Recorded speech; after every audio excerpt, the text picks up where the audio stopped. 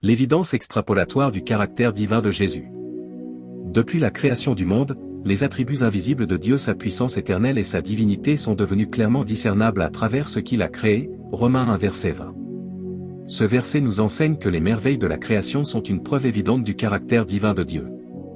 Ainsi, nul homme n'a d'excuse pour ne pas croire. Quand Jésus est venu, il était unique, le Fils unique de Dieu, le seul de son genre.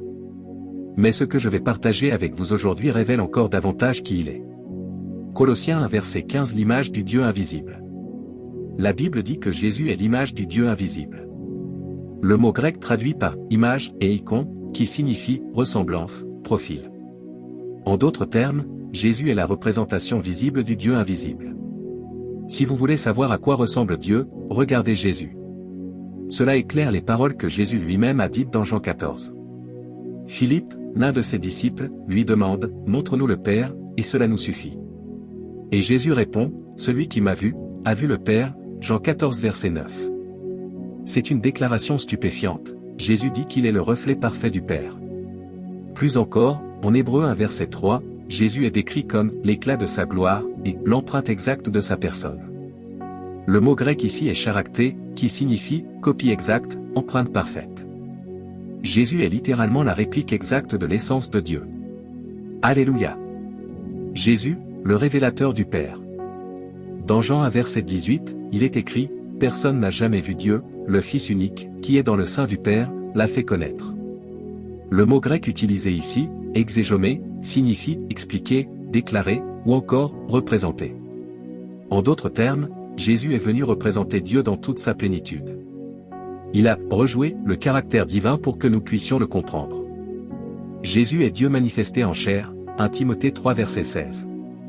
Quand vous regardez Jésus, vous voyez le cœur, l'essence et l'amour de Dieu en action. Des œuvres qui témoignent du caractère divin. Jésus a dit, « Croyez-moi que je suis dans le Père et que le Père est en moi, sinon, croyez à cause des œuvres elles-mêmes. » Jean 14 verset 11. Les miracles de Jésus, guérir les malades, calmer les tempêtes, ressusciter les morts sont autant de preuves de son unité avec Dieu. Ces œuvres ne peuvent être attribuées qu'à Dieu lui-même. Connaître Dieu par révélation. Connaître Dieu ne se fait pas par l'intellect humain ou les efforts scientifiques. Cela nécessite une révélation spirituelle. Comme Paul l'écrit dans Galates 1 verset 15 à 16, « Il plut à Dieu de révéler en moi son Fils. » La connaissance de Dieu vient par le Saint-Esprit, par un cœur humble et ouvert. Éphésiens 1 verset 17 parle du Saint-Esprit de sagesse et de révélation, qui nous permet de connaître Dieu pleinement. Dieu est esprit, et ceux qui l'adorent doivent l'adorer en esprit et en vérité, Jean 4 verset 24. C'est pourquoi il faut naître de nouveau, recevoir la vie éternelle, pour entrer en relation avec Dieu. La parole comme médecine pour l'âme et le corps. La parole de Dieu est puissante. Psaume 107 verset 20 dit, « Il envoya sa parole et les guérit. » Proverbe 4 verset 20 à 22 ajoute, « Ma parole est vie pour ceux qui la trouvent et santé pour tout leur corps. » Le mot hébreu traduit par « santé » signifie littéralement « médecine ». La parole de Dieu est un remède divin qui restaure et guérit. L'impact de la parole sur votre vie.